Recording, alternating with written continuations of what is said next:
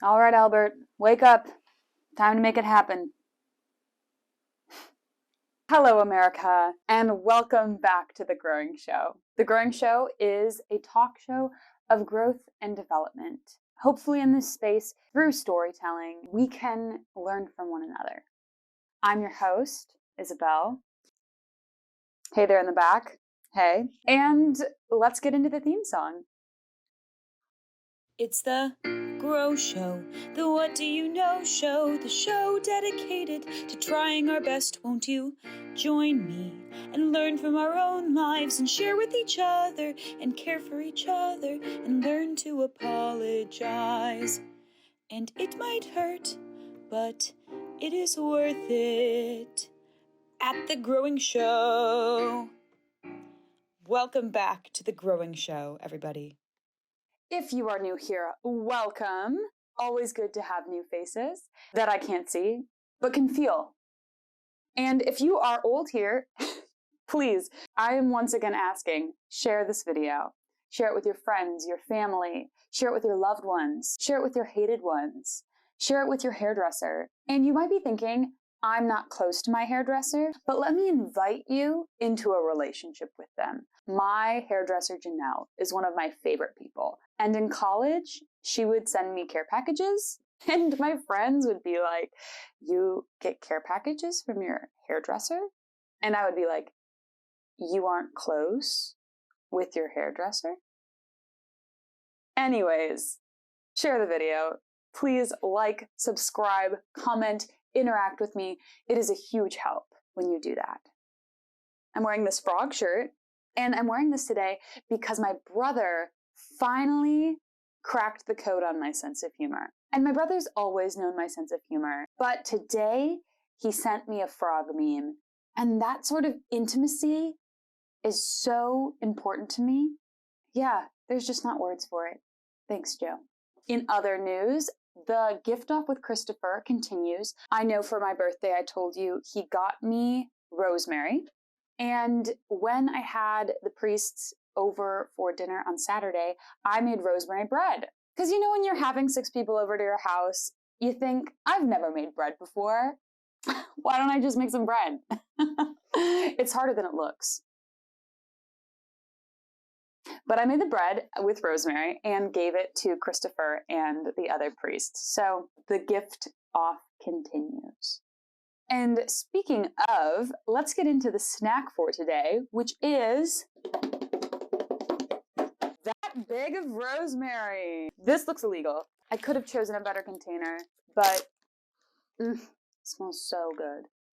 If you don't have a bag of rosemary, so sorry, go get any herb. You can get anything green, a salad maybe. You can get anything pointy, like a Cheeto. A Cheeto is pointy. Let me take a nibble. Ooh,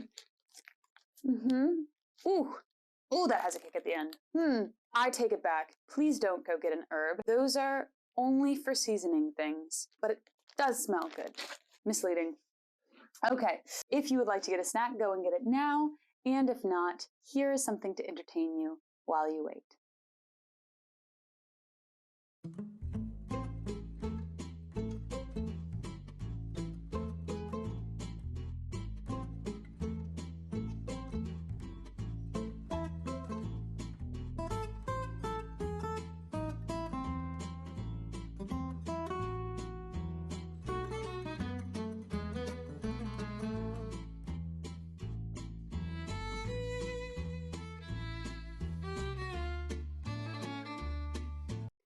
Welcome back. Hope you've got your food. Do you actually share a snack with me? If you do, please let me know. Send a picture, leave a comment. I would love to know if you're eating with me. And even if you're not, I have a good time. So there's that.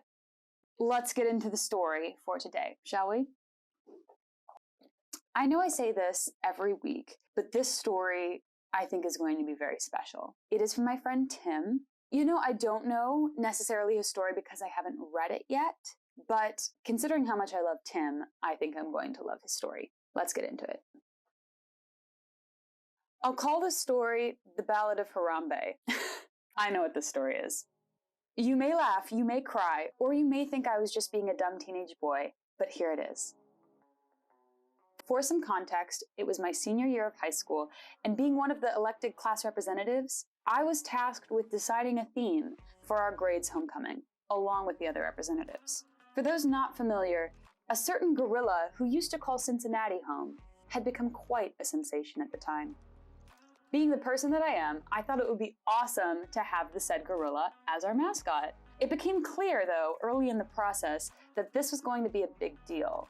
There was almost immediate pushback from those less enthusiastic, and particularly from administration, saying things like, "How are you going to present this to the school board?" The idea seemed dead in its tracks. Or so they thought. Rewinding a bit, I just joined the student council in the first place because I believed that the people previously that had held my position were not looking out for the majority of students. They were simply doing whatever was safe and what the administration wanted them to do. Wanting to change, I wasn't about to back down at the first roadblock in my mission, so I began to coordinate, independent of school funding, a Harambe shirt to be our unofficial theme. I don't remember how far along I got before that familiar call to the office came. This, however, was no regular office visit. I was about to be shaken down by the head principal, not the vice principal like I was used to dealing with.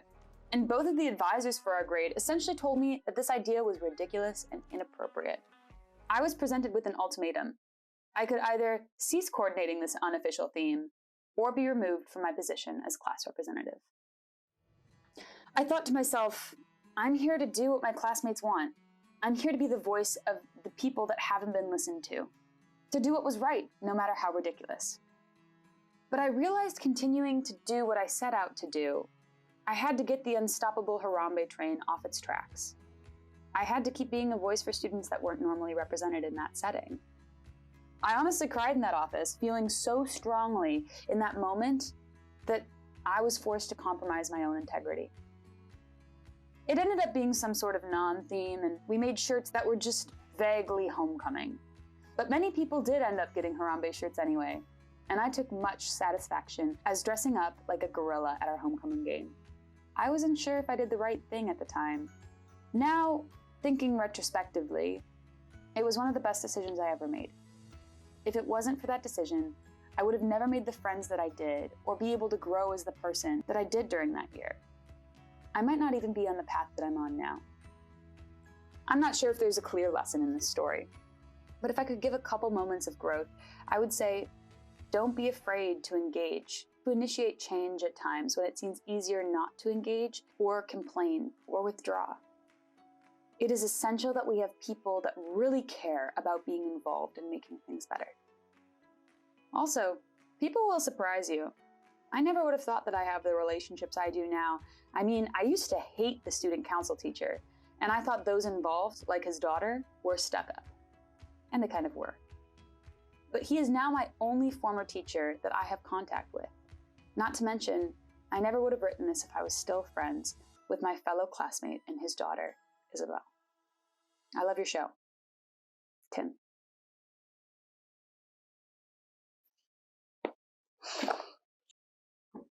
I told you this one would be special. Yeah, I have my side of the story too, of course, but I think Tim really told the story well. It was our senior year, and we were both class representatives, and I was so frustrated that he was a class representative, because here comes this kid that had never really been involved in student government, and he was now a class representative, and I thought he was a troublemaker. I thought that he disrespected authority, which I love authority, working on that.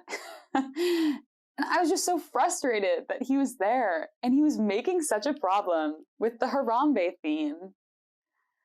To be fair, I was incredibly stuck up in high school. And I only did what I thought people wanted me to do. My dad was the student council teacher, so I did what he wanted me to do too. Tim and I met a lot that fall. We would meet in this one kind of lounge area in the front of our building, and we would talk and try to find a compromise, and I would just tell him how frustrated I was with him, and he would say, "You're not listening to the voices of our class." He was right. But oh, he got under my skin. I think that I grew just as much from this story as it seems Tim did. Looking at it from Tim's perspective that he shares in the story, he felt like he had to sacrifice his integrity in order to keep being a voice for the people that he cared about. By saying, I'll take this Harambe train off its tracks, just in order to continue holding this position of power where I can serve other people. Tim shows us that sometimes we do need to make compromises. We may need to feel like our integrity is being challenged in order to work towards a larger goal. That's not an easy thing to do. In those days, Tim taught me how to compromise too. Because I had to say, in my own way, you are not a menace. You are actually the best leader the school might have. Hey, Growing Show. My phone completely turned off during that last recording, so I just thought that I would finish the show like this. I want you to think of something that really gets under your skin. Something or someone. How can you compromise? How can you let that thing into your heart in order to let it transform you into a better version of yourself? Tim has and still is making me a better person, and I'm glad that he sent his story in today. So even though I'm ending in a kind of weird way, I'm still really glad that this story was shared. Tim is incredibly important to me, and I want you to be open to things that get under your skin too, because they could be some of the most important things that come across your table. That's today's show.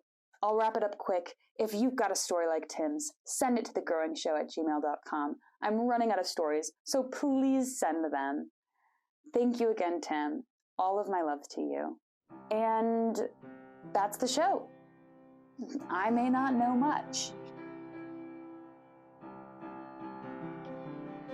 This has been The Growing Show.